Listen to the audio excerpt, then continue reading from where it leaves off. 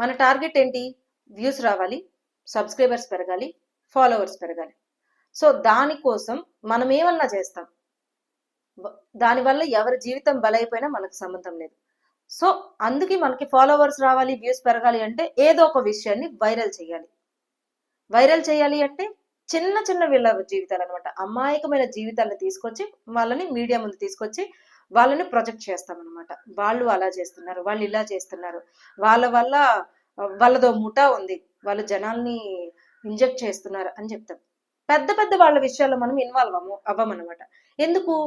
ఒకవేళ ఇన్వాల్వ్ అయితే వాళ్ళు తిరగ రివర్స్ అవుతారు, కేసు పెడతారు, జైల్లో పెట్టచ్చు, రకరకాలు జరుగుతాయి. అదే అమాయక ప్రజల మీద మనం టార్గెట్ చేసామనుకో వాళ్ళు ఏం చేయలేరు. సో వాళ్ళు ఏదైనా చేసిన పనిని మనం వెళ్ళి ప్రశ్నించామనుకో వాళ్ళు ప్యానిక్ అయిపోతారనమాట. ఆ ప్యానిక్ అయిపోయిన దాన్ని తీసుకొచ్చి కెమెరా ముందు పెట్టి, సో వీళ్ళు ప్యానిక్ అయిపోతున్నారు అంటే వీళ్ళ కనుక ఏదో ముఠా ఉంది, వీళ్ళు నిజంగానే జనాల్లోకి ఏదో ఎక్కిస్తున్నారు అని ప్రొజెక్ట్ చేస్తాం అనమాట. అప్పుడు అది క్షణాల్లో వైరల్ అయిపోతుంది, లక్షల్లో సబ్స్క్రైబర్స్ వస్తారు, వ్యూవర్స్ వస్తారు, డబ్బులు వస్తాయి. తర్వాత వాళ్ళు ఏమైపోయినా మనకు సంబంధం లేదు. ఒకవేళ వాళ్ళు నిజంగానే బ్రతుకు తెరువు కోసం కష్టపడుతూ ఉంటే మీరు చేసిన పని వల్ల వాళ్ళ బ్రతుకు తెరువు పోయినట్లే కదా. వ్యూవర్స్ కోసం, సబ్స్క్రైబర్స్ కోసం వాళ్ళ బ్రతుకు తెరువు మీద కొడితే ఏమైపోతారు? మనం ఈ మధ్య చాలా ఇన్సిడెంట్స్ చూసే ఉంటాం.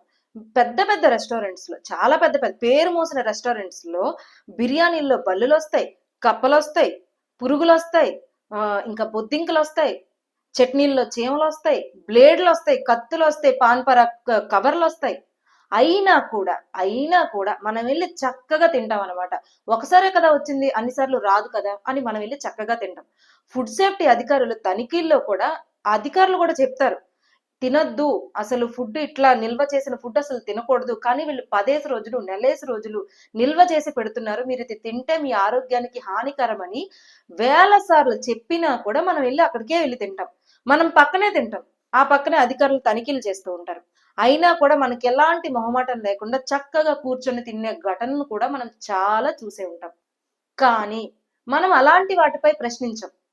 ఎందుకంటే వాళ్ళు పెద్ద పెద్ద వాళ్ళు, ఒకవేళ వాళ్ళ మీద కేసు పెట్టినా, వాళ్ళ మీద అధికారులు రియాక్ట్ అయినా కూడా వాళ్ళు ఎంతో కొంత డబ్బులు కట్టి వాళ్ళు బయటకు వచ్చేయచ్చు. కానీ అమాయక ప్రజల వల్ల ఏమవుతుంది? వాళ్ళ జీవితాల మీద వాళ్ళు చేసే చిన్న చిన్న చిన్న చిన్న చిన్న వ్యాపారం చేసుకునే వాళ్ళు వాళ్ళ బ్రతుకు తెరువు మీద కొడితే ఇంకా వాళ్ళు జైలుకి వెళ్ళలేరు, స్టేషన్ల చుట్టూ తిరగలేరు, డబ్బులు కట్టలేరు. ఒకవేళ వాళ్ళకి ఉపాధి అదే ఉపాధి అయితే మనం చేసిన పని వల్ల వాళ్ళ ఉపాధి పోయినట్టేగా, వాళ్ళ కుటుంబం మొత్తం రోడ్డున పడినట్టే కదా. అప్పుడు వాళ్ళకి ఎవరు హెల్ప్ చేస్తారు? ఈ మధ్య మనం చూస్తా ఉన్నాం, అదో ట్రెండింగ్ చేశారు ఈ మధ్య 10 రోజుల నుంచి అది ట్రెండింగ్ చేశారు. యాక్చువల్లీ ఏంటంటే లీటర్ పాలే మనకి 50 రూపాయలు, 100 రూపాయలకి వస్తూ ఉంటే 10 రూపాయలకి కోవా బన్ ఎలా ఇస్తున్నారు అని అడుగుతున్నారు. ఓకే, మనకి కాటన్ క్యాండీ బయట సైకిల్ మీద తీసుకెళ్లే అమ్మే ఒక ఆయన కాటన్ క్యాండీ 2 రూపాయలు, 5 రూపాయలకే అమ్ముతారు. కానీ అదే కాటన్ క్యాండీ మాల్స్ లో 200, 300 ఉంటది. మరి దాని మీద ఎందుకు మనం రియాక్ట్ అవ్వం? ఇప్పుడు 100 రూపాయల బిర్యానీ బయట పెద్ద పెద్ద రెస్టారెంట్స్ లో 600 రూపాయల బిర్యానీ, 700 రూపాయల బిర్యానీ ఉన్న బిర్యానీ మనకు చిన్న రెస్టారెంట్ లో, చిన్న చిన్న ఫుట్పాత్ మీద ఉన్న హోటల్స్ లో 100 రూపాయలకి, 150 రూపాయలకి వస్తుంది. మరి అలాంటి వాటి మీద మీరు ఎందుకు క్వశ్చన్ చేయరు? అలాంటి ఆయన్ని చూసారుగా, కోవ బన్ను అమ్ముకునే వాళ్ళు ఎలా ఉన్నారో చూసారు కదా. నలిగిపోయిన బట్టలు, మాసిపోయిన బట్టలు, రోజంతా ఎండలో కష్టపడి పనిచేస్తే ఒక 100, 200 వస్తుంది. అలాంటి వాళ్ళ మీద, అలాంటి వాళ్ళ జీవితాల మీద మనం రచ్చ చేసి వాళ్ళని నడి రోడ్డు మీదకి తీసుకొచ్చేస్తే వాళ్ళ కుటుంబం ఏమైపోతుంది? అలాంటి వాళ్ళు చాలా మంది ఉన్నారు. ఈ మధ్య కోవా బన్ల ఇష్యూలో కోవా బన్ అమ్ముకునే వాళ్ళు చాలా మంది ఉన్నారు. వాళ్ళు ఏమి పెద్ద పెద్ద ఇల్లు కట్టుకునే వాళ్ళు లేరు, అందులో ఎవరికి సొంత ఇల్లులు కూడా లేవు, కట్టుకోవడానికి మంచి బట్టలు కూడా లేవు. పిల్లలు, చిన్న చిన్న పిల్లలు, చదువుకునే పిల్లలు, అలాంటి వాళ్ళ పొట్టగొడితే ఏమొస్తుంది మనకి? ఒకవేళ వాళ్ళు నిజంగానే అట్లా కల్తీ ఫుడ్ అమ్ముతూ ఉంటే మీరు పోలీస్ స్టేషన్ లో కంప్లైంట్ చేయండి, మీరు అది చేయండి, ఫుడ్ లైసెన్స్ అడగండి. అంతేగాని మైకులు పెట్టేసి వాళ్ళని హడావిడి చేసేస్తే వాళ్ళు నిజంగానే కంగారు పడిపోతారు. ఒకవేళ తప్పు చేయకపోయినా సరే కంగారు పడిపోతారు. మనకైనా అంతే, ఒక 10 మైకులు మన దగ్గర పెడితే ఏం మాట్లాడాలో కూడా మనకు ఆ క్షణానికి గుర్తురాదు. వాళ్ళు నిజంగా ఏం ట్రైన్ అయ్యి రాలేదు. మనం ఇది చెప్పాలి, ఇది చెప్పాలని వాళ్ళు ఏం ట్రైన్ అయ్యి రాలేదు. ఇప్పుడు దీని మీద డిబేట్లు, ఇది కల్తీ కోవా బన్ను, కల్తీ కోవా బన్ను, దీన్ని తీసుకొచ్చి జనాల్లోకి ఇంజెక్ట్ చేస్తున్నారు అని. ఇప్పుడు మనం చూస్తూనే ఉంటాం, నుమాయిష్లో కానీ పెద్ద పెద్ద జాతరలు, మార్కెట్లు జరిగేటప్పుడు 50 రూపాయలకి జున్ను అమ్ముతారు. చిన్న చిన్న బాక్సుల్లో జున్ను అమ్ముతారు. మరి లీటర్ పాలు అంత అయినప్పుడు మరి దాన్ని కరిగించి దాన్ని చేసి ఇంత చేస్తే జున్ను మనకి ఎక్కువ కాస్ట్ పడాలి కదా. మరి ఎందుకు జున్ను 50 రూపాయలకి అమ్ముతున్నారు? మరి దాని మీద ఎందుకు మనం అడగట్లేదు? 10 రూపాయల కోవా బన్ను మీద మీకు ఎందుకు, ఎలా అమ్ముతున్నాడు? ఆయన నిజంగా చెప్తున్నాడు, నేను ఈ కోవా బన్ను, ఈ కోవా అనేది పాలతో చేయలేదు, బొంబాయి రవ్వతోని షుగర్ తో చేస్తున్నాను, అందుకే ఇది ఇలా అమ్ముతున్నాను అని చెప్తున్నాడు ఆయన. ఆయనకి బన్స్ అంట 3 రూపాయలకి 2 రూపాయలకి దొరుకుతాయంట. సో అందుకే ఆయన దాన్ని 10 రూపాయలకి అమ్ముకుంటున్నాడు. దాన్ని తీసుకొచ్చి ఏదో చేస్తున్నాడు. మన సెక్రటేరియట్ దగ్గర కూడా బన్నులు అమ్మే ఆయన దగ్గరికి వెళ్ళి మీరు ఈ 10 రూపాయలకి ఎలా వస్తుంది అని చెప్పి ఆయన్ని కంగారు పెట్టేశారు.